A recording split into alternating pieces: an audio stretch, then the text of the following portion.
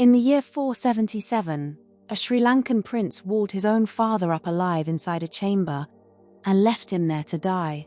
His name was Kasyapa. His father was the king, and what Kasyapa did next, whether from guilt, fear, or naked political survival, became one of the strangest building projects in human history. A fortress palace raised on top of a sheer 200-meter rock, ringed with water gardens, guarded by a gate carved into the shape of a lion. This isn't a mystery for ancient aliens to solve. It's a real story about a man who committed the one crime he could never take back, and then spent the rest of his life trying to build something enormous enough to bury it. This is Sigiriya, the Lion Rock, in the heart of Sri Lanka. And before we go further, let's settle something. Some retellings turn a rock like this, with hydraulics and symmetry this precise, into an impossible ancient technology mystery. The archaeology doesn't require that. Every part of what you're about to see is 5th century engineering, built in a kingdom whose king, rivals, and chroniclers we can actually name. The real story doesn't need aliens. It needs a father, a son, and a throne. Before Sigiriya, the capital of this island was Nu Radha-pura, an ancient city of monasteries and irrigation works that had already stood for centuries. It was ruled in the 5th century by a king named Da Tu-se-na. Da Tu-se-na had 2 sons, Kasyapa, born to a woman of lower royal rank, and Moggallana, born to the king's chief queen. The son the succession was supposed to go to, according to the Culavamsa, the chronicle that records this era, Kasyapa moved first. He seized his father and, the chronicle says, had him bricked into a wall while still alive. Moggallana, the rightful heir, saw what his half-brother had just done and fled the island entirely, crossing to southern India. And there, in exile, he made a vow. He would come back with an army, and he would take the throne and the life that Kasyapa had just stolen. Kasyapa now held the crown. But a crown taken by murder does not come with peace of mind. He knew Moggallana would return, so he did something almost no king in this position had done before. He abandoned the old capital entirely and moved his court to this, a sheer volcanic plug of rock, rising nearly 200 meters straight out of the jungle, visible for miles in every direction.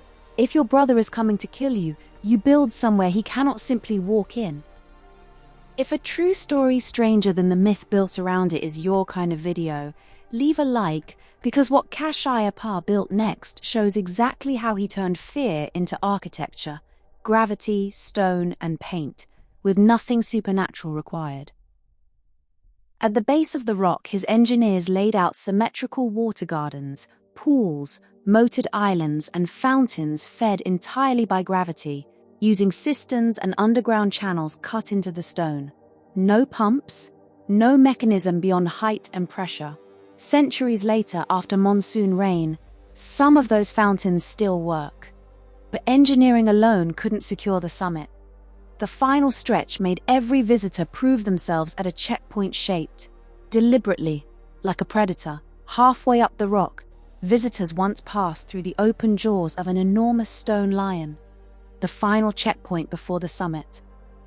Today, only its 2 front paws survive, flanking the staircase, big enough that a person barely reaches the first knuckle. That lost lion is why the rock carries its name.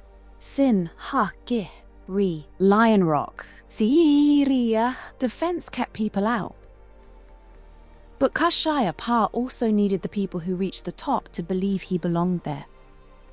So partway up, in a sheltered pocket of the cliff face protected from weather for over 15 centuries, his court painted something unexpected. Dozens of women, bare from the waist up, adorned in jewelry, holding flowers, the so-called Sigiriya damsels. Of an estimated 500 original figures, only around 18 survive. And they weren't just decoration. Scholars read them as part of the mythology. Kasyapa was building around his own rule, a king who wanted his court remembered as something between royal and divine, painted directly onto the mountain he'd claimed as his own. That self-image outlived him. Below the frescoes runs a long wall, once polished to such a shine that Kasyapa could supposedly see his own reflection walking past it. Visitors over the following centuries scratched their own reactions into that plaster. Poems, jokes, a few complaints about the climb. Some of those inscriptions date back over 1,000 years. People have been leaving graffiti on this rock for longer than most countries have existed. All of that, the gardens, the gate, the frescoes, brought him safety. It never brought him peace. Kasyapa ruled from the summit for 18 years. Up there he had a throne room, a swimming pool cut into the living rock, and a view that let him see any approaching army long before it arrived. But a fortress this defensible is also a cage. Every year he stayed proved the same point twice, that he was safe from his brother, and that he still needed to be. In 495, Moggala finally came back, with an army raised in exile, exactly as he'd promised. Kasyapa came down from the rock to meet him on open ground rather than wait out a siege. Accounts differ on exactly what happened next. Some say Kasyapa's own forces deserted him mid-battle. What the record agrees on is the end.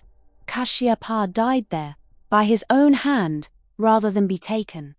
The throne passed to Moggala. The rock he had fled to no longer had anyone left to defend it. Sigiriya didn't stay a palace.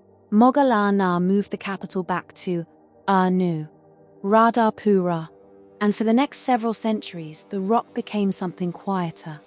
A Buddhist monastery, its caves and terraces used by monks rather than kings, until it was gradually abandoned altogether by around the 14th century. It sat there, wrapped in jungle for roughly 500 years. Then, in the 19th century, colonial surveyors brought it to renewed archaeological attention, and researchers began the slow work of uncovering what Kasyapa had actually built. UNESCO named it a World Heritage Site in 1982. There's one more layer worth knowing. In Sinhalese legend, there's a mythical city called Alakamanda, home to the god of wealth himself. Some later chroniclers linked Sigiriya to that legend directly, as if Kasyapa had been building his own version of a god's city, not just a king's. Whether or not that comparison is literal, it tells you what he was actually trying to do up there. Not just survive his brother. Build something so overwhelming that history would remember the palace and forgive the father. History did remember the palace. It just never forgave the father. What's left on that rock today isn't an unsolved riddle waiting for a stranger explanation. It's the opposite, a well-documented 5th century monument to what guilt and fear can build, given 18 years, an army you're afraid of, and absolutely nowhere left to hide. If this is the kind of history that sticks with you, subscribe. There are more real stories behind the myths waiting on this channel. Because the real question Sigiriya leaves behind isn't how it was built. It's what you'd build too if you knew exactly who was coming for you.